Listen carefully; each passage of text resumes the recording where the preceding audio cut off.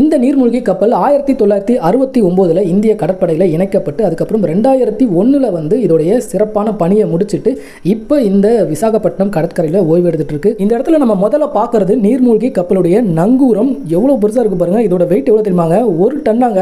1000 kilo எடையுடைய ஒரு நங்கூரம் இது. அப்படியே கொஞ்சம் மேலே பாருங்க, அங்கே ரவுண்டாக ரெட் அண்ட் கிரீனில் இருக்குது பார்த்தீங்களா, அதெல்லாம் ஏவுகணைங்க.